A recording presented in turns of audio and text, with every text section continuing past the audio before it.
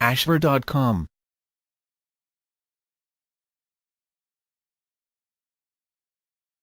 Hello and welcome to Ashver.com. You are watching an interesting video on an obsession with colors, living with color blindness. Please read the disclaimer carefully. I think perhaps my obsession with color started when I found my little brother was colorblind. It started when he was about 4 or 5 years old. I was 8 years his senior, so he would come to me with his problems and questions. One day he came up to me with one red sock and one green sock and asked if they matched. I wondered if he was playing a trick on me or if this was a joke, but he was sincere. So I said he was silly and of course they didn't match. Later he came back to me with 2 green socks and asked if they matched. That's when I squinted. Something is wrong. Can't he see that they match? I told Mom about it, and later that month she took us both to have our eyes examined. Me because I'm nearsighted and him, well, because he is colorblind. The optometrist let me stay in the room while he tested him, and I saw the test with the colored dots.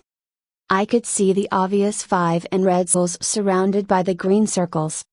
But my brother could not see it. I asked why not. And the optometrist says that the cones that should pick up the colors of red and green are not working, and what he sees is the same shade. My mother stopped buying colored socks, so the sock problem was solved. However, I was never the same. I couldn't get over that he can't see what I so thoroughly enjoy every day. He never complained or mourned over it. How can you mourn for what you never experienced? But I have. Imagine biting into a large juicy gray apple. Or a bowl of big gray strawberries. Imagine placing shiny round gray ornaments on a gray Christmas tree. I mean, what's the point? I asked him once how he knew when to go at a stoplight, and he said the stop is on top and the go is on the bottom. Right. I never really paid attention to that because I stop on the red and go on the green. When he met a sweet lady and decided to marry, she wanted the invitations to be, of course, red.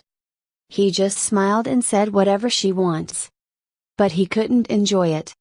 It was all for him. Imagine watching only black and white TV for the rest. My family has a friend who is colorblind. He was my first introduction to the concept that some people can't see what I see. We were camping with him and his family. He had bought a brand new tent for his family. I overheard him make several angry remarks as he unpacked his shiny new tent, and then he called me over. "Nessie, you're going to have to help me put this together." I couldn't imagine how I could be of help putting together a tent. I was only 10. He held up 2 poles and said, "Are these the same color?" Sure enough, the poles were all color-coded for easy assembly. He couldn't tell one color from another. He sees one shade of green and all the rest are shades of gray. That explains why he always bought a forest green car or truck. Why he only had green carpet in his home, and green comforters on the beds. Green was the only color he could see in a world of gray. We got to where we called that shade of green Clancy green. When color TVs were the thing to buy, he couldn't see the point. The black and white TV looked the same as a color TV. I was so happy one year when we bought a large 8-foot artificial Christmas tree. No more needles, no more fuss with pine sap and making sure it had water, and the fire hazard. As I unpacked my tree and began putting it together, I pulled out the instructions and noticed all the branches were color-coded, just like Clancy's new tent. I immediately thought of my brother. Sure, he could put in the branches that were coated with a white strip and the black strip. But when it came to the red and the green coated strip, he would have problems. He would never be able to do it unless he had a child tell him which was red and which was green, for the rest of his life. People with color blindness are very quiet. They don't complain or make a big noise about it. They simply, quietly cope. You probably have one sitting next to you at work and are unaware. Most of us don't give it a thought. My obsession with color goes way back. I love color. I grieve for those who can't see what I see and feel what I feel when I see it. It is red-green color blindness is predominantly found in men. However, it is in the X chromosome, so women are carriers of the trait. Statistically, 1 in 10 Caucasian male have the defect. Trauma to the eye and even some diseases can cause color blindness, but usually it is an inherited trait. The photo is one of the color blindness tests known as Ishihara's test for color deficiency. Most of us can clearly see the 74 in green against reddish dots.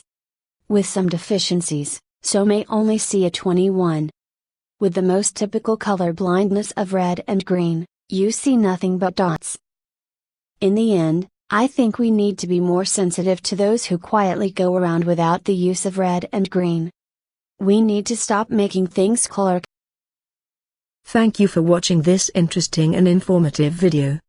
This channel offers motivational, inspirational, valuable and informative videos to soothe, cleanse and inspire your health, mind, body and spirit. You can find a lot of interesting videos on wide range of topics here. Stay tuned and keep watching.